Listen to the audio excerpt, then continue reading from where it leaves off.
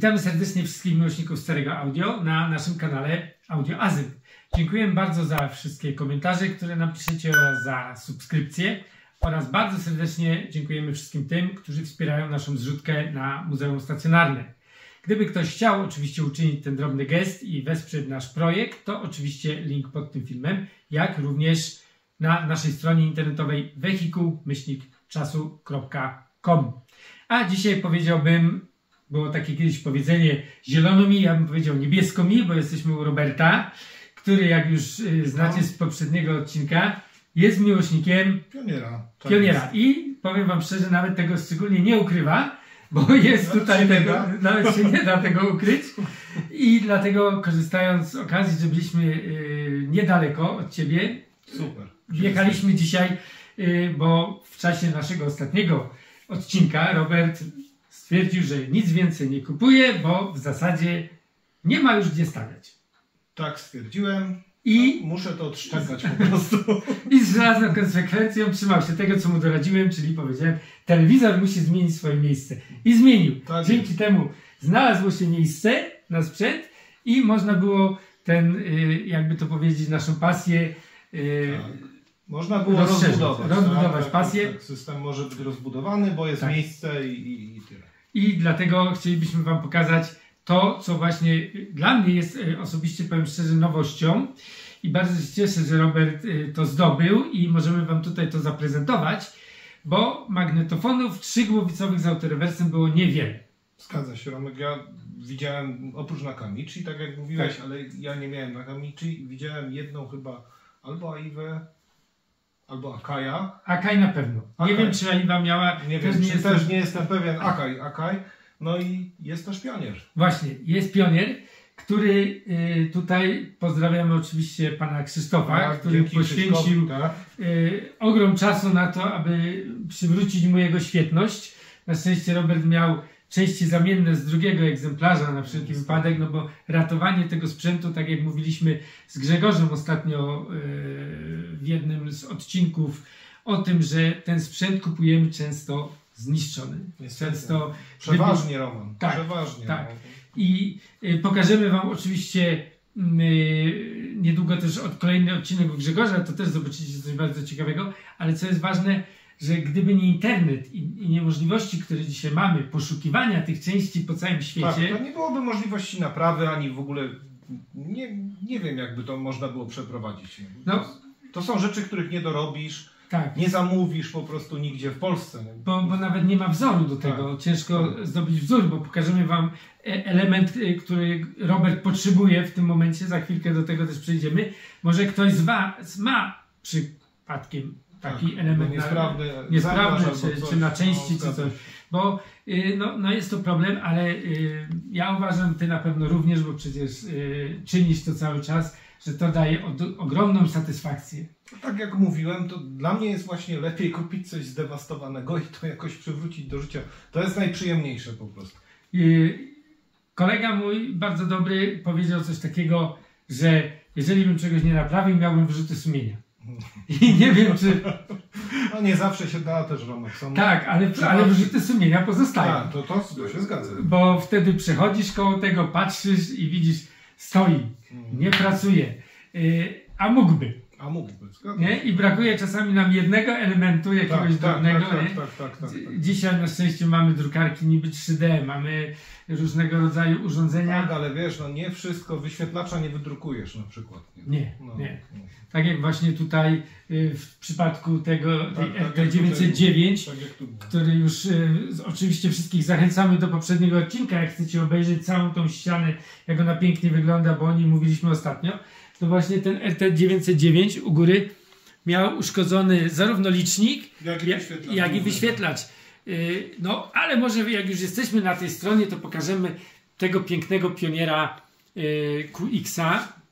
Tak, 9900. Kupiony też w stanie strasznym. Naprawił mi go taki pan z Częstochowy. Udało się po prostu go przywrócić do życia, mimo że też trwało to miesiącami po prostu. Ale tutaj masz naprawdę przepiękny niebieski kolor. No tutaj można powiedzieć, że no, wiemy, że ten Pionier jest wyposażony w ten niebieski, ale tak piękny, błękitny jak jest tutaj, to oczywiście jest zaleta LEDów, które tutaj zostały już zamontowane. To była inwencja pana serwisanta akurat, też mi się podoba, więc tu zostawiłem. Bardzo ładnie, bo jest to naprawdę... Zaproponował taką zmianę, żeby nie zakładać tych oryginalnych żarówek, tylko te LEDy, no i rzeczywiście trafił, też mi się to bardzo podoba. Bo w moim na przykład miałem ich też sztuk jakby kilka w tych wszystkich latach i były takie wersje, które świeciły bardziej zielono, niektóre bardziej niebiesko. Ale mdło ogólnie wszystkie świeci. Ogólnie właśnie jest to taki dość mdły kolor niebieski, nawet jeżeli jest to bardziej niebieski niż zielony, ale no, ten tutaj faktycznie wygląda przepięknie. I teraz, jako że przygotowaliśmy się do tego, żeby zaprezentować dźwięk właśnie z niego jako tutaj startowy, z tego magnetofonu, który tutaj teraz zaprezentujemy, ale zanim go włączymy, zobaczcie, bo to jest model CT9R. Właśnie CT9. A one szły od 4, od 4? Nie wiem, czy nie była 3, Romek, ciężko mi powiedzieć. 4 na pewno jest najniższa, którą ja posiadam. Właśnie i tu możemy pokazać też, bo to jest ta seria tych magnetofonów z niższej, jakby to powiedzieć, z niższej półki, bo też stoją niżej. No zgadza się. I były 3-głowicowe, wiadomo, 2-głowicowe były z autorewersem, ale ta 9 ma i autorewers i 3 głowice. Tak. I 3 głowice. No, wspaniałe urządzenie, jak już tutaj zresztą widać, jest zdecydowanie wyższy niż zwykły magnetofon. Tak. I no, te wskaźniki pionowe robią też naprawdę fantastyczną robotę. Romek, licznik jest i tradycyjny licznik i sekundowy. I sekundowy, właśnie. Masz wybór długości taśmy i odmierza ci czas. I tutaj teraz weźmiemy, załączymy mu play.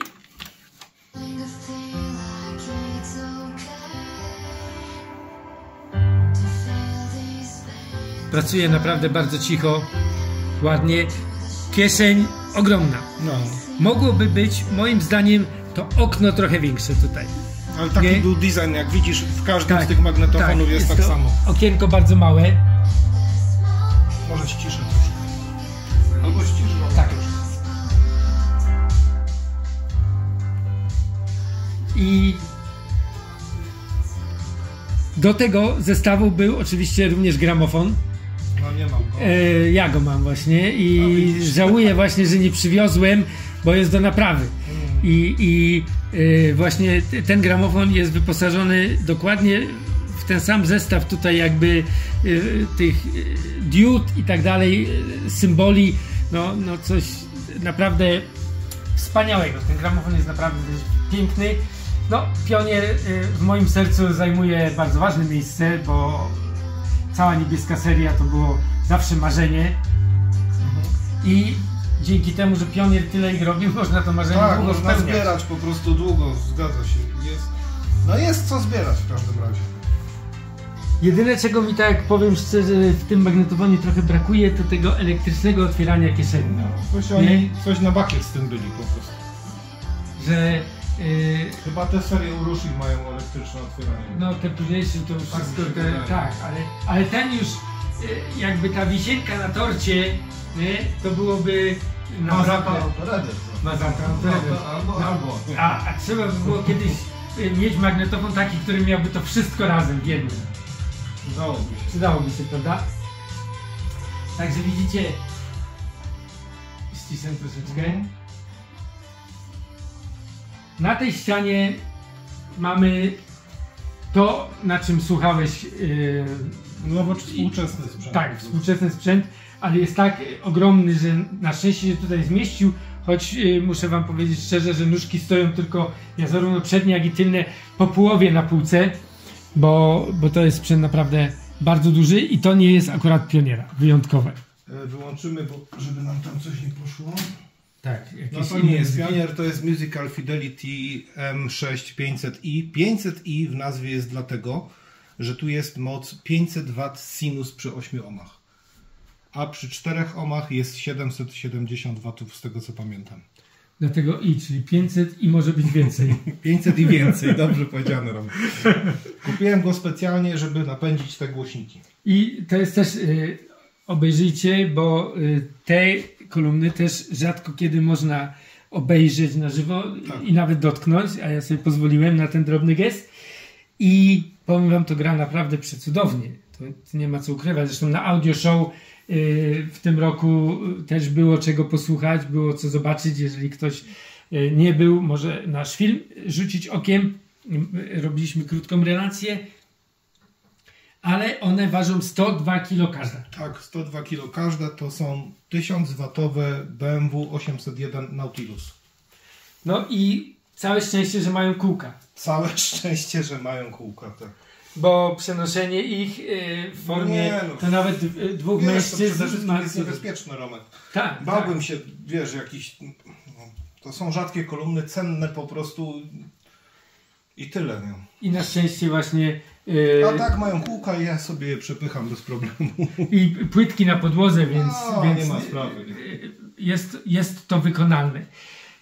Zrobiłeś oczywiście, odrestaurowałeś piękny wzmacniacz Pioniera łącznie z panelem przednim, którego dzisiaj jeszcze nie możemy pokazać, bo akurat cieszy ucho twojego syna, więc do tego tematu będziemy jeszcze wracać, ale nabyłeś tutaj parę egzemplarzy, które chcielibyśmy wam pokazać. Romek, jakbyś przełączył muzykę, żeby leciała ze streama. Tak, mamy tutaj oczywiście taką możliwość dla wszystkich tych, którzy myślą, że te stare urządzenia nie pracują ze smartfonem.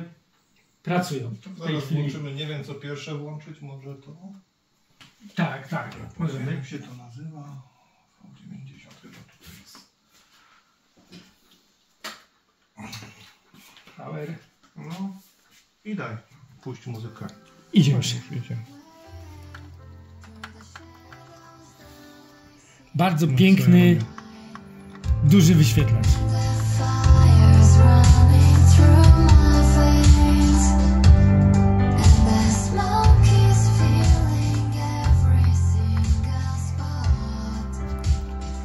Piękny, naprawdę. Ten ze Stanów. Ten ze Stanów. Na szczęście miał 220 V. Przyciszę. I te 220 V zawsze nas cieszy. Nie, no super, jest przełącznik, nie ma problemu. Tak, nie trzeba żadnych transformatorów, ani niczego.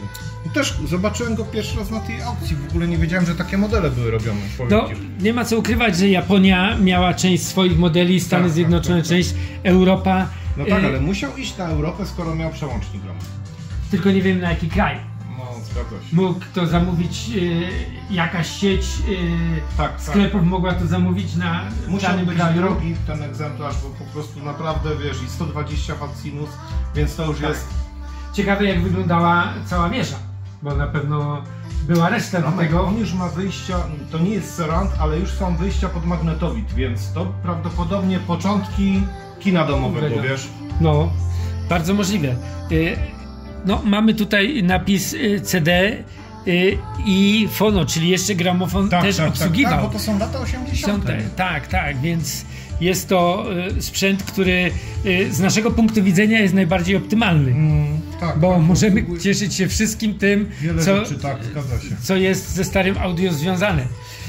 Poniżej mamy pięknego Pioniera, tutaj wzmacniacz. Włączamy, tego można wyłączyć. Wiesz, ja robię tak, żeby żadnych nie było niespodzianek. Czekaj chwilę, jeszcze go nie włączę. Dobrze. Przepięć ani nic, to trzeba jednak trochę uwagi. O, możesz go włączyć. I zaraz powinien zacząć grać.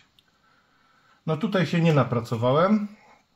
Przy tym ani mój serwisant, ani nic. Zaraz poczekaj, bo może się muzyka zatrzymała. Ponieważ wzmacniacz był kupiony w pięknym stanie. Teraz powinno się zaraz coś usłyszeć, ale nie. Nie idzie? Muzyka idzie, a na razie tu mamy ciszę. No jest ja wiem dlaczego. Bo kaseciaka słuchałem. O, właśnie.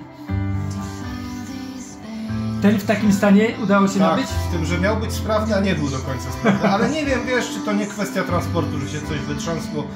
No to jest 70 rok, Roman, wiesz, no. Nie chcę nikogo oczerniać. 53 lata, czyli w moim wieku. Czyli jak ja w transporcie jestem dłuższym i wysiadam z samochodu, to też coś musisz się rozruszać. Tak. Także można śmiało powiedzieć, że ma się prawo coś takiego wydarzyć. Ale panel przedni jest śliczny. Ale w ogóle cały jest piękny, wiesz? Dlatego też nie sądzę, żeby ktoś mnie chciał, żeby mogło się coś po prostu, wiesz... Tak, no oczywiście, no ja tutaj pozdrawiam Rafała, który naprawiał mojego Tascama, który dotarł z Kanady, ktoś nim rzucił, pękł cały zasilacz w środku i tak dalej, bo to ciężkie. No Rafałowi udało się go przywrócić mu całkowitą świetność, mało tego, nawet znalazło się 220 V w środku, co mnie też bardzo ucieszyło. No i Rafał mówił, że no, jak będzie z nim jechał, przez to, że ten zasilacz jest taki no porobiony, no płytka była popękana, transformator odpadł. To jest jednak masa po tak, prostu. jak leci to 3 metry w dół, gdzieś powiedzmy, czy 2, no to wiadomo. Połóż lepiej na tylnym fotelu. No nie było miejsca na tylnym fotelu, jechał w bagażniku. No i przyjechał, popracował chwilę i zasilacz coś puściło. Ale już działa. Już działa, usterka była bardzo drobna, no ale to jest właśnie to przewożenie, to są te transporty i powiem wam taką historię, bo to jest historia autentyczna. I tu pozdrawiam Krzysia, który nam naprawiał, bo to właśnie Krzysiu mi opowiadał, że naprawiał mojemu znajomemu właśnie to M90, które tutaj u ciebie tak pięknie wygląda. I ten znajomy przyjechał po to M90 i Krzysiu też mówi: słuchaj, połóż na tylny fotel albo tak, żeby się nie mogło to ruszać. Co? Ale no my, starzy transportowcy, jakby to powiedzieć, do bagażnika. No i pech chciał, że musiał nagle hamować.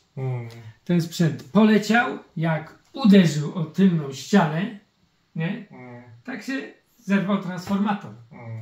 No tak. No. Więc my możemy sobie czasami wiele rzeczy bagatelizować, możemy mówić, przecież nie mamy daleko do domu, a jednak to tak nie jest. To jest jednak stary sprzęt, jest ciężki tak. I tutaj przede wszystkim te uderzenia, te rzeczy, to ma wpływ. Niestety. A my zamawiamy to często, no, ty starasz się zresztą bardzo często też odbierać sprzęt osobiście. Tak, staram się, ale nie zawsze jest to możliwe, po prostu jest daleko, wiesz, jak ja mam tylko weekend i też mi się nie chce czasami, nie, szczególnie jak jeszcze latem, to mam czasami ochotę podjechać gdzieś, ale zimą czy coś, to wiesz, warunki różne. Musimy ufać, że nam ktoś to dobrze zapakuje, nie? Wielu ludzi ma już o tym pojęcie i kupiłem rzeczy ramek, że były praktycznie, nie wiem co byś musiał zrobić, żeby to rozwalić. Takim steropianem, wiesz, 5 cm obłożone, obstreczowane i rzeczywiście niektórzy ludzie mają pojęcie, jak pakować sprzęt, ale wiele osób też nie ma. Mi kiedyś kurier powiedział, pamiętaj, jak wysyłasz sprzęt, nie naklejaj, nie rzucać, bo czym więcej jest nalepek nie rzucać, to my mocniej rzucamy. Staram się, taka była wypowiedź autentyczna, więc ja się osobiście nie naklejam nigdy, nie rzucać. Ja też nie naklejam. I nie przestraszyłeś, jak cię słuchałem, wiesz, i też nigdy nie piszę nie rzucać, bo się boję. Po co jakby wywoływać wilka z lasu, nie? Zgadza się. No i fakt jest taki, że no, świat stoi dla nas otworem dzięki temu, że jest internet i ten sprzęt możemy zamawiać. Można kupować części, jakichś dawców po prostu, wiesz, no różne rzeczy, płyty sobie można kupować. Tak. No, I musimy ufać tym ludziom, którzy to wysyłają. W tych małych przesyłkach to wiesz, przeważnie kasetę czy płytę jak zamówisz, to zawsze przychodzi. No musiałbyś mieć nie wiem jakiego pecha, żeby płytę ci połamali albo coś. No, ale czasami te małe rzeczy to często gubią. No tak, no. No, ostatnio się też moja paczka zawierszyła na kilka dni z częściami właśnie, ale na szczęście poczta się, jakby to powiedzieć kolokwialnie, ogarnęła i odkryła tą przesyłkę ponownie i dostarczyli z opóźnieniem, no ale... Wiesz, ale też ta masa tych przesyłek na świecie, ona wzrosła nie wiem ilukrotnie. No. To też zwłaszcza za COVID-u, nie? Wiesz, gdzie wszystko rozlał się cały internet, nie? Wtedy tak naprawdę... Tu jest, wiesz, tu są dwie wioski, gdzie ja mieszkam, 2 razy po 500 mieszkańców i stoi jeden paczkomat. I dostałem powiadomienie, że paczkomat jest przepełniony, rozumiesz? No tak. Przy 1000 mieszkańcach. I w pobliskim sklepie jest ta paczka, jest jakby przemagazynowana. I poszedłem po tą paczkę i ta pani powiedziała, że jest i 40 innych przesyłek razem z nią, rozumiesz? No tak. 1000 osób, Roman. No. To nie jest, że przypadkowo tu ktoś zostawia, wiesz, to są dwie A kiedyś listonosz jeździł komarkiem, no, miał torbę na ramieniu i w nie? torbie listy. Wiesz, Nie? I był jeden żuk, który rozwoził paczki. no, na miasto. No, znaczy takie, wiesz, no może nie na miasto przesadziłem, ale wiesz, na no, ale jakąś tak mieścinę. było. A dzisiaj kurierzy nie nadążają tych paczek rozwozić. No, świat się rozwinął, a nasze stare audio zostało z nami. Więc tego mamy przetestowanego. Tego no jest właśnie jeszcze starszy. Jeszcze starszy, 69 rok. Tak.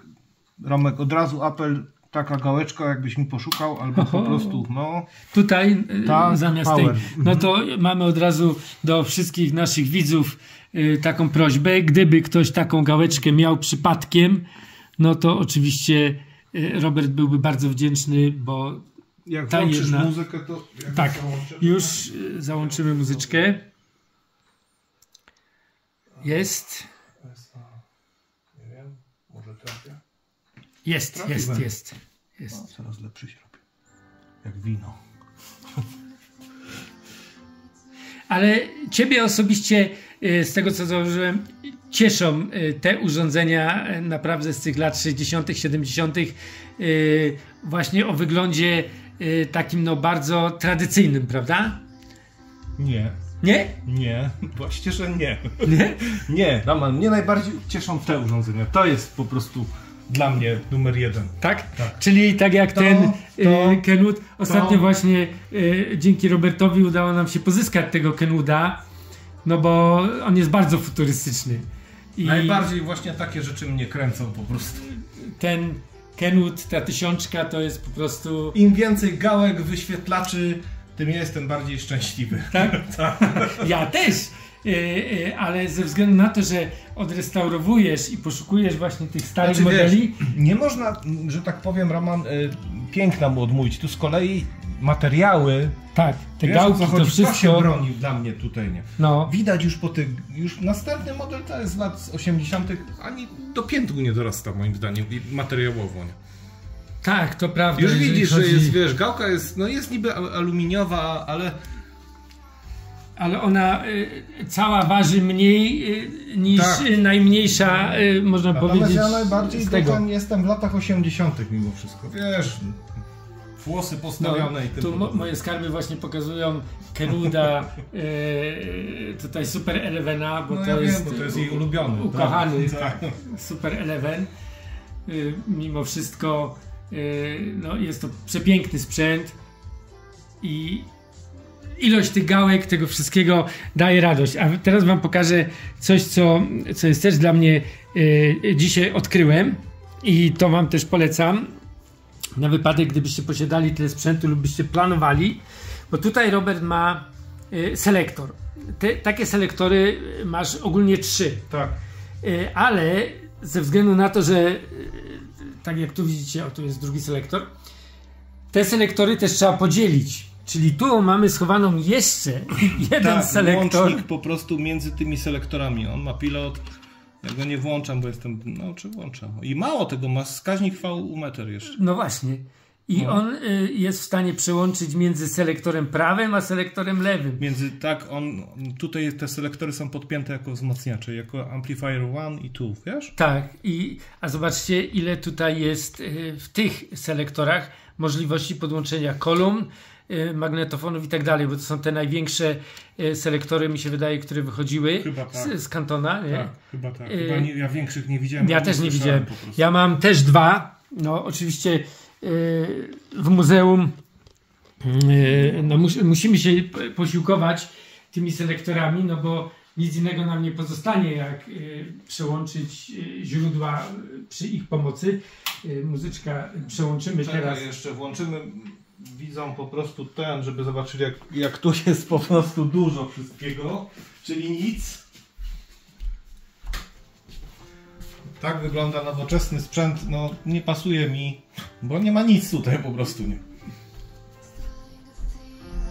Wyświetlacz 3-cyfrowy i to wszystko. Za to trzeba dużo kręcić, bo ma tak ogromną moc. Ma swoje zalety, no ale płyta, Roman, powiedz sam, ta przednia. Też jest potężna. Tak.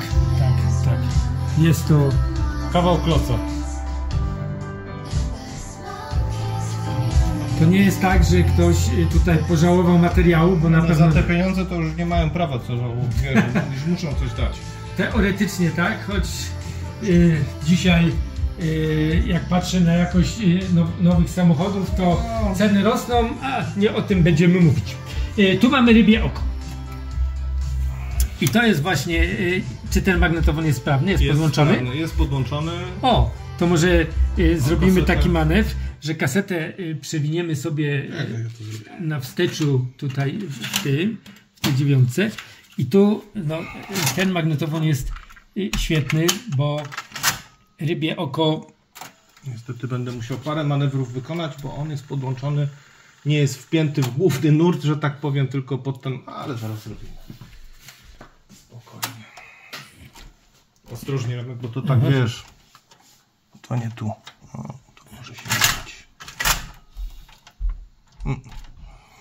Jeszcze do dopracowania, wiesz. Wyłączył się autostop i może dlatego on się zawiesił na autostopie.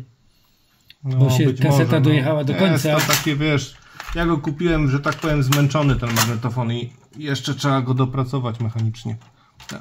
Działał cały czas. No. Materiał na żywo. No. Tak. O, czekaj, bo teraz zaskoczył.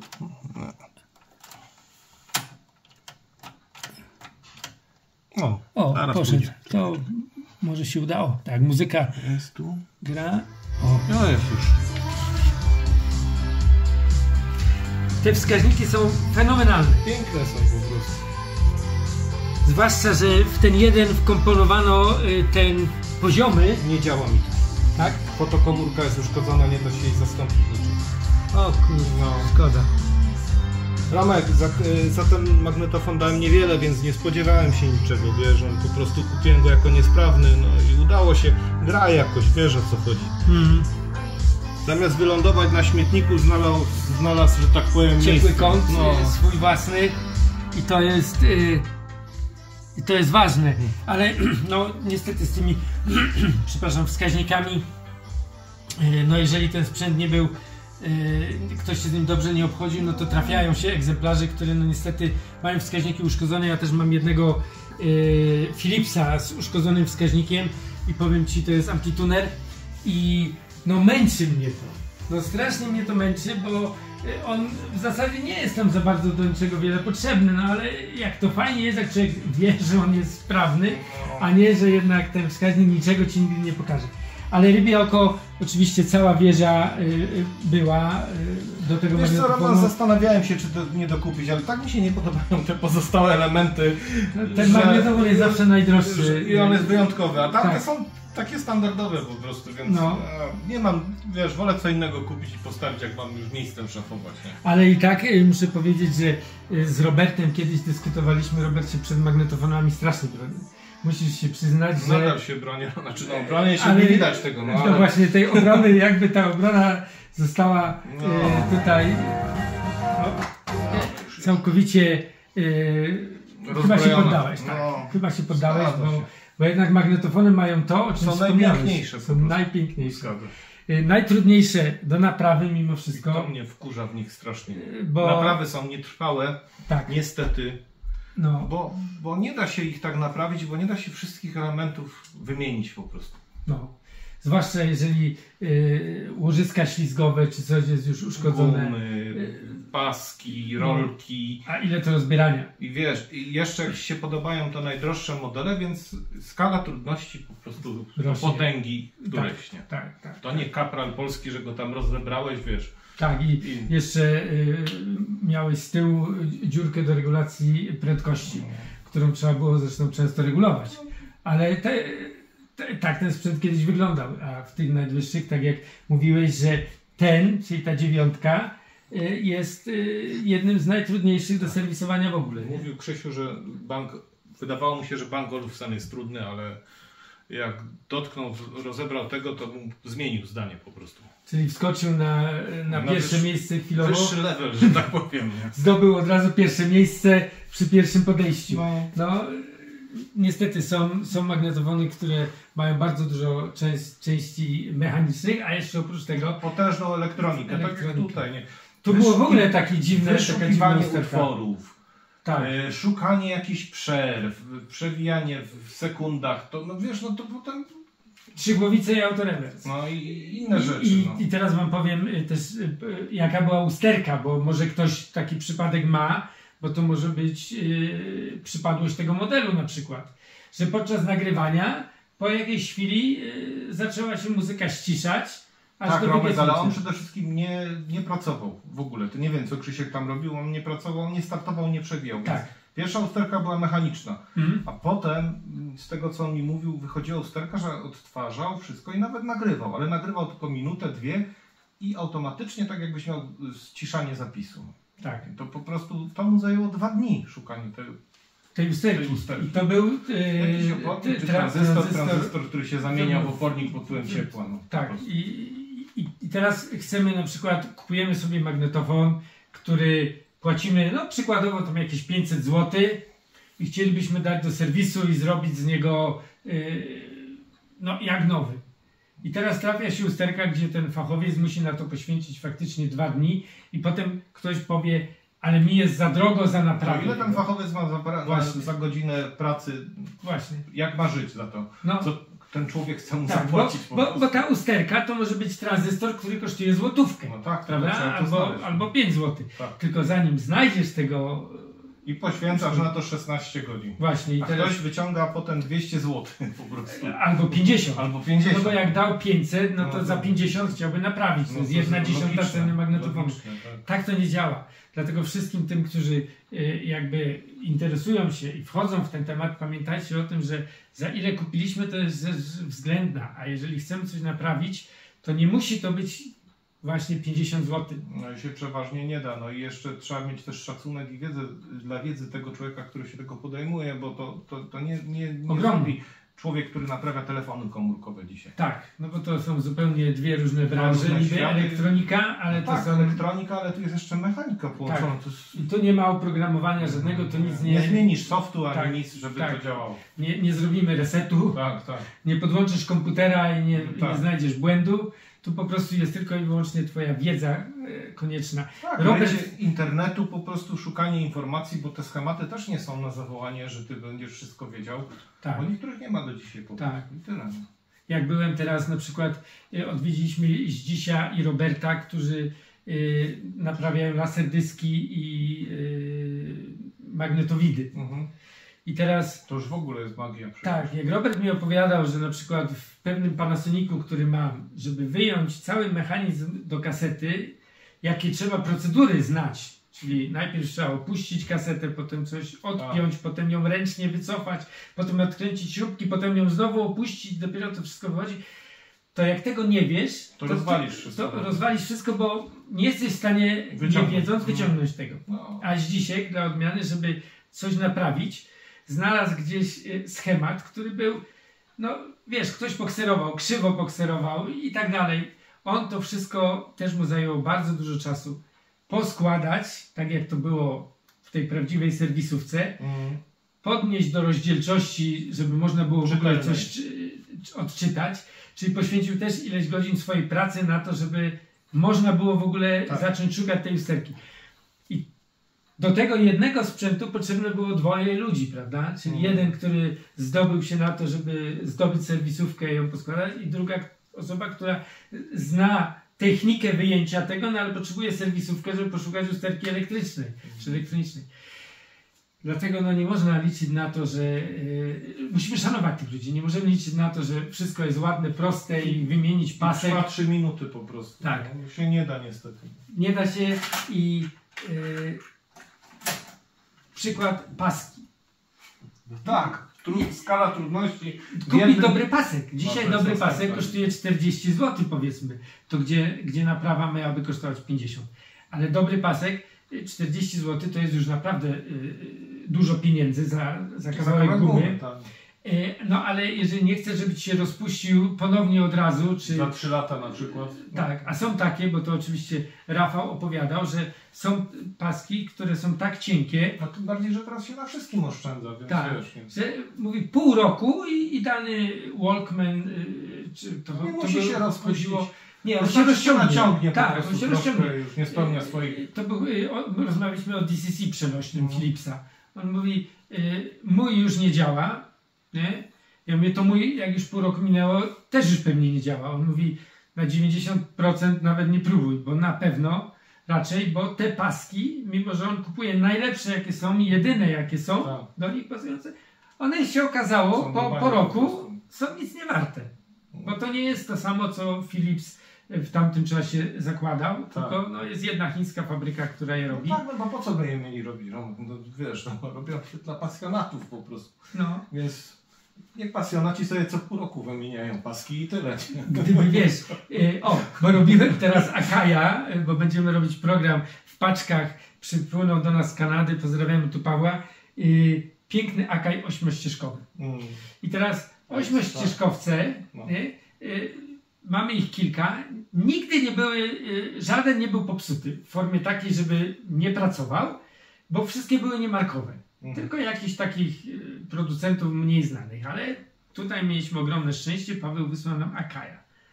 No i w Akaju oczywiście pasek musiał być rozpuszczony, no bo filmowe tak, paski zawsze, Sony, tak. wszystkie paski, ale wymiana paska, powiem wam szczerze, że nic mi większej przyjemności nie sprawiło niż wymiana w tym Akaju. Otwierasz obudowę górną, na samej górze masz duże koło kapstanu, tak, zamachowe, na wierzchu u samej góry i do tego obok silnik, na który zakładamy pasek. Tak to powinno Czyli być. No. Z czyszczeniem, gdyby się tak mocno nie oblepił, to cała naprawa trwałaby 30 sekund, łącznie ze zdjęciem chyba i założeniem obudowy.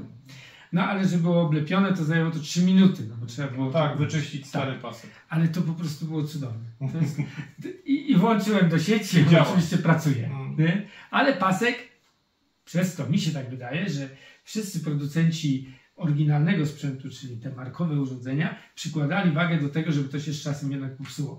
Te niemarkowe, oni mówili, to i tak wyląduje na śmietniku, to nie ma sensu dopłacać do paska, żeby się rozpuszczał. Zgadza się. Nie? A poza tym może chcieli zbudować markę na niezawodności. Możliwe. 15 lat i ciągle działa. Sony się zepsuło na przykład. No właśnie, ale jakoś im się mimo wszystko nie udało, bo tych marek już nie znamy, a Sony istnieje dalej, choć zawodność jego, no cóż tutaj mówić. Może pokażemy, Roman, teraz? Tak. Przejdziemy tu. Ja wam pokażę od razu, tutaj mamy sprzęt, który chciałbym, jeżeli ktoś ma, oczywiście do tego gramofonu potrzebujesz talerz. Potrzebuję talerz, Roman, tak. Przyszedł niestety bez talerza i szukam takiego talerza. To jest model PS FL9. 9. Ja mam 7 z talerzem i bardzo chciałbym Robertowi dać na wzór, ale niestety mam ten problem, że nie mogę go chwilowo wydobyć. Ale gdybyście mieli być może talerz albo zdjęcia zrobili tego talerza, to Robert byłby bardzo wdzięczny, bo wtedy byśmy mogli przywrócić mu życie, no bo sprzedawca, który wysłał ten sprzęt Robertowi, zarzeka się, że wysłał z talerzem, aczkolwiek przyszło bez talerza. No i tutaj mamy... Tak, mamy jeszcze takie coś.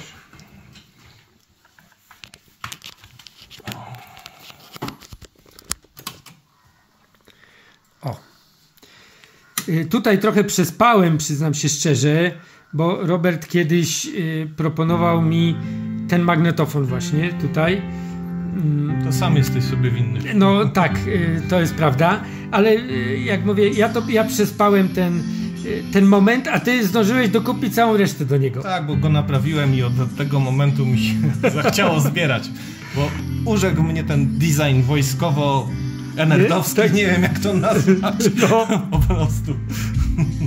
To jest prawda, wiesz co, to określenie wojskowo-enerdowski bardzo mi się podoba do tego, bo tu mamy najwyższy model wzmacniacza CV1700, bardzo dobry zresztą wzmacniacz, magnetofon, tuner i oczywiście gramofon, nawet posunąłeś się do całkowitego domknięcia Tak. tej wieży i kupiłeś nawet gramofon, przed czym Kupiłem też się zresztą broniłeś swego czasu. Kupiłem gramofon, który kupiłem na Oliksie od młodej osoby, która go niewłaściwie spakowała i przyszedł w całości.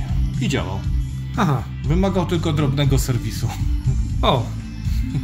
Ale gramofon jest też bardzo ładny, bo widzę tutaj... To jest MC gramofon, po prostu pełen automat, nie ma żartów. Nie. Mało tego, jeszcze cena, bo okazyjna, więc same superlatywy. I tutaj mamy oczywiście stroboskop, o którym tak często wspominam. Włączyć chyba tak, jak go włączę. No. Tak, on od razu będzie pracował i tu jest właśnie ten stroboskop. I to jest tak, to jest to, czego brakuje mi w Unitrze, naszej nowej Unitrze, tak.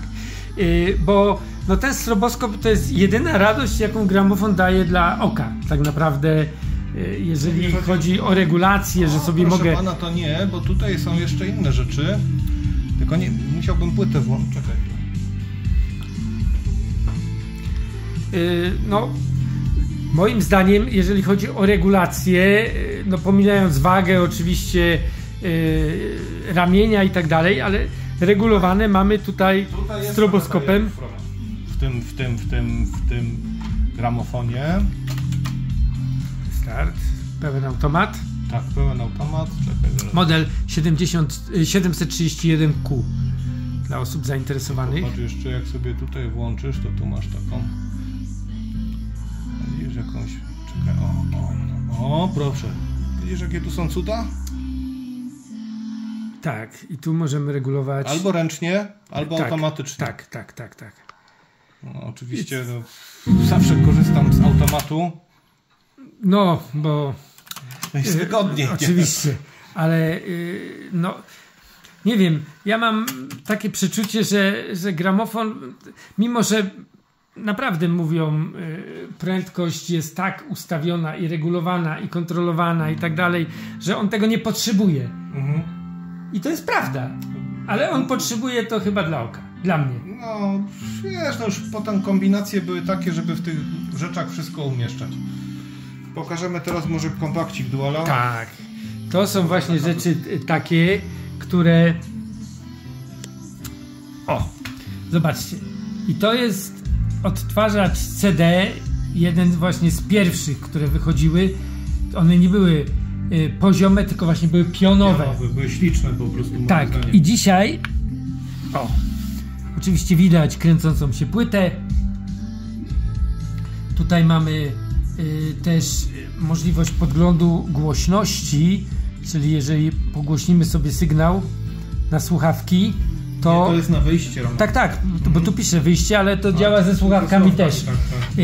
To oczywiście diody nam tutaj pokazują siłę tego sygnału, co jest też bardzo fajne. Super, tak. To jest prześliczny, naprawdę prześliczny odtwarzacz CD. A na górze stoi nowinka techniczna FR Solo. Najbardziej chyba poszukiwany w tej chwili streamer, taki nowy. Tak? No, bardzo modny, podobno bardzo dobry, zresztą fantastycznie się z niego korzysta. No, tego się nie da uniknąć, streamerów. Ale coś ci pokażę, jakie cwaniaki robią te urządzenia. Że tak po prostu... Czekaj, muszę jakoś... Nie wiem, gdzie jest mój telefon. Chciałem ci pokazać, że tam też myślą, wiesz? No na pewno, no bo sprzedawać trzeba. Tak. To właśnie pokazywaliśmy na audio show, bo tam też był właśnie tam jest koreański... V-meterów Rose widziałem. Tak. Myślałem o Rose'ie, ale po prostu ten, który mi się podoba, ma wzmacniacz, a ja nie jestem ciekawy tego wzmacniacza w tym streamerze, że tak powiem, wiesz. A tu mamy pewnie kilka rodzajów. Jest ich kilka, tylko musiałbym go teraz wziąć od telefonu, nie wiem gdzie, wiesz, po prostu. I to wygląda tak pięknie, że nie ma co ukrywać, że sugeruje nam, że to są wskaźniki wychyłowe. Z daleka nie ma żadnej różnicy między prawdziwymi a tymi. Taka jest głębia. W takim klasy jak ten Rose, bo to naprawdę jest wysoki. Tak, rozdzielczość wyświetlacza, wszystko jest naprawdę fenomenalna. No ale... Może pokażemy, jak się płyta wysuwa. Tak, właśnie, bo tutaj to jest zaleta odtwarzaczy.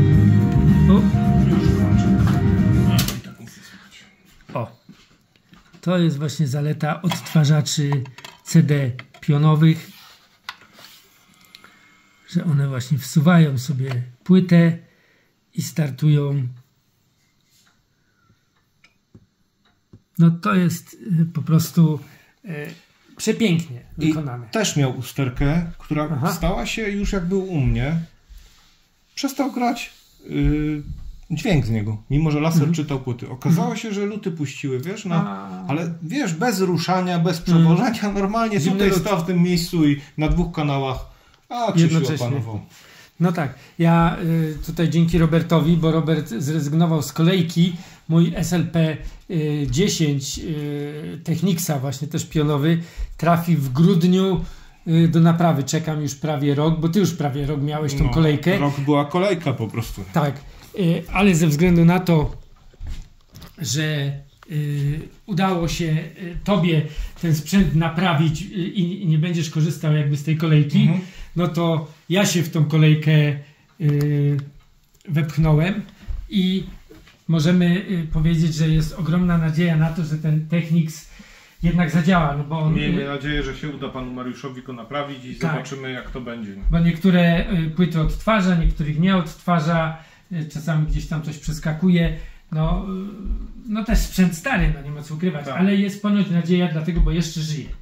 Że gorzej byłoby, gdyby wywnioskowałem z materiałów, które są zamieszczone, z korespondencji z ludźmi, których naprawiono ten CD, że jak on padnie całkowicie, to już nie ma nadziei. No właśnie, bo tam jest laser dedykowany, tam nie ma możliwości jakby... A twój działa, sam działa. To widziałem jeszcze. Tak. Więc ja mam cichą nadzieję, że uda się go naprawić i będzie on pracował przez kolejne lata, być może jeszcze, no bo bardzo bym chciał, aby w muzeum on oczywiście stanął między innymi urządzeniami Technicsa i był podłączony, aby można go było właśnie prezentować.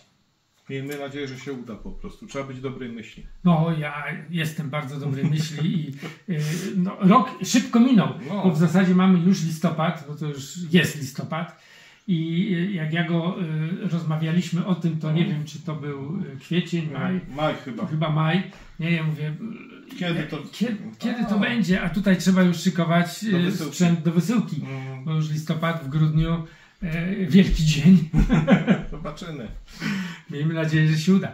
Także widzicie, sprzęt można kompletować. Są piękne urządzenia, które świat produkował. Różne zupełnie. O różnym designie, różnym brzmieniu po prostu. Co byśmy nie chcieli, dlaczego my nie mówimy o stronach technicznych? Właśnie dlatego, my pokazujemy to, co świat produkował. Inspiracje. A wy, każdy jeżeli musi sobie wybrać coś, co go interesuje. Tak, interesuje was coś, w internecie znajdziecie informacji technicznych na temat tych sprzętów tak dużo, że gdybyśmy mieli się wgłębiać w każdy tuner, magnetofon, czy on ma takie pasmo, czy takie wzmacniacz i tak dalej, jaka moc, tego wszystkiego dowiecie się z internetu, bo jest... Jest kopalnią wiedzy po prostu na ten temat. Ale żeby czegoś szukać, musicie najpierw to zobaczyć. Dokładnie. Bo ja miałem wiele razy tak, że... Ja dopiero coś zobaczyłem i tym się zainteresowałem. Tak, bo gdybym nie zobaczył, bym nie wiedział. Że istnieje zupełnie. Właśnie, dokładnie taki jakiś model, który człowiekowi umknie, bo były modele, które autentycznie są tak rzadkie, że gdyby ktoś nie pokazał, to byś nawet... Nie wiedział ich istnienia. Tak, ja nawet miałem kiedyś taki jakiś magnetofon, który chciałem, jak to się mówi, wygooglować i nawet zdjęcia w Google nie znalazłem. Taki trochę fantom. I to są właśnie rzeczy, że jeżeli w internecie obejrzymy jakiś film, zobaczymy to urządzenie, dopiero możemy zacząć szukać. Otwiera się pole do poszukiwań wiadomości. Ale to jest fajne, nie? Wtedy te polowanie całe, nie? Ustawianie tych powiadomień. Mnie nie nakręcaj. O czym teraz myślisz? Wielkim łowcą po prostu. Pierwszy snajper Rzeczypospolitej. Żebyś pan wiedział. Nie wiem, zawsze coś tam wiesz, chociaż po ostatnim zimnym prysznicu, o którym ci opowiadałem. I tu właśnie do tego też wypada powiedzieć, słuchajcie, jeżeli coś jest zbyt tanie, może być zbyt piękne, aby było prawdziwe. Tak.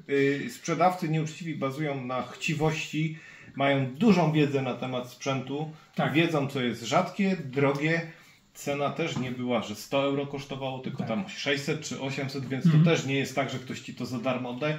To są bardzo zorganizowani, że tak powiem, Tak. metodyczni ludzie, którzy po prostu podają ci na tacy okazję. Tak, no mi się wydaje na przykład, bo kiedyś był nawet chyba taki film nakręcony o jakimś polskim takim złodzieju, co Peweksy okradali za czasów komuny i tak dalej. Taki jakiś słynny nasz taki przestępca, który tam uciekał policji i tak dalej. Nawet chyba ten film kiedyś widziałem, nazwiska już teraz nie kojarzę.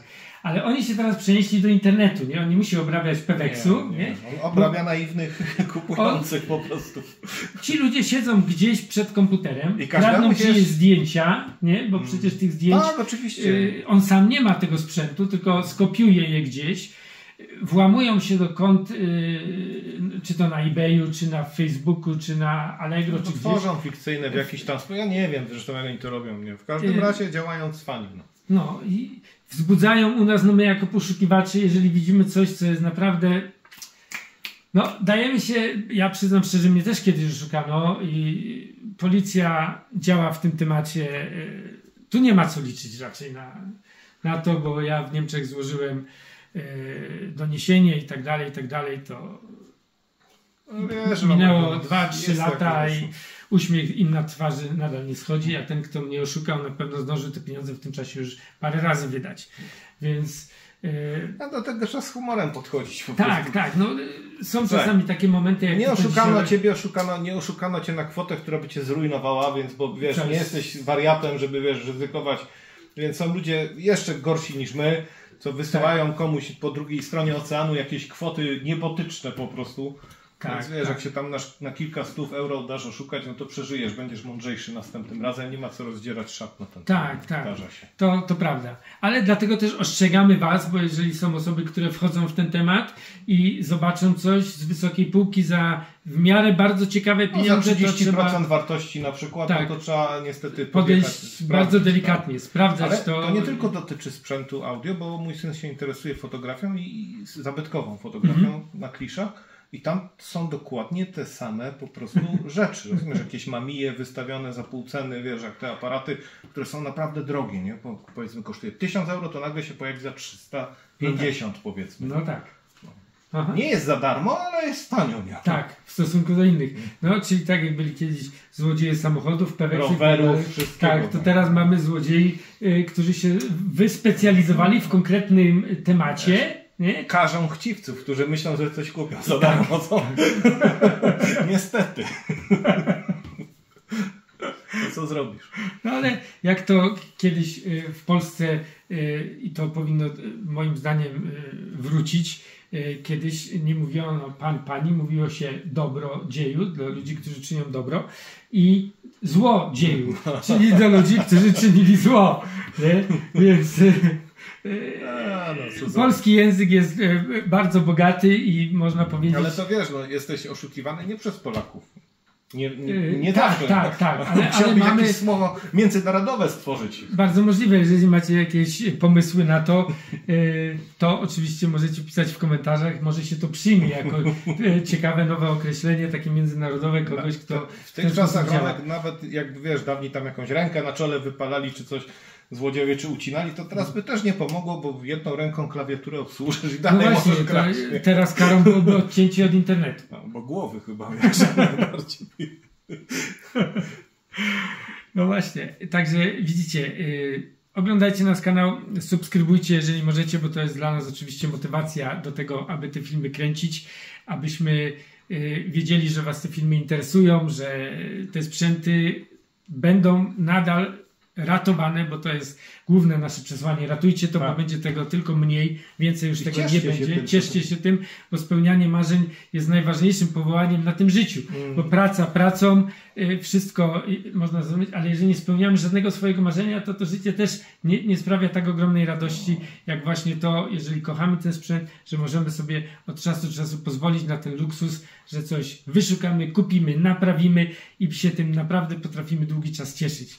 Także jeżeli chcecie pooglądać jakieś sprzęty, których na filmach nie widzieliście, bo trzeba by się cofnąć zbyt daleko lub przeglądać całe filmy, to oczywiście nasza strona internetowa wehikuł-czasu.com jest do Waszej dyspozycji 24 godziny na dobę i w aktualnościach w tej zakładce znajdziecie zawsze zapowiedź kolejnego odcinka, co się w tym odcinku pokaże, także po tym odcinku również będzie kolejna zapowiedź, zawsze można sobie to wtedy kanał zasubskrybować i oczywiście wtedy nie zapomnijcie obejrzeć ciekawego programu na temat starego audio. A my dziękujemy Robertowi za to, że mogliśmy go dzisiaj tak zaatakować nagle, bo byliśmy w okolicy bez mikrofonów dzisiaj, więc wszyscy ci, którzy... spontan widać po prostu. Tak, także wszyscy ci, którzy mówią, że dźwięk jest do niczego, brak mikrofonów jest dzisiaj wytłumaczeniem, nie byliśmy przygotowani na to, ale żal byłoby nie wjechać tych pięknych sprzętów, nie pokazać. Dziękujemy za naszą zrzutkę. Wszyscy ci, którzy ten drobny gest chcieliby uczynić, oczywiście bardzo zachęcamy i dziękujemy za każdą złotówkę, która wpływa na naszą zrzutkę. Do zobaczenia w kolejnych odcinkach. Cześć.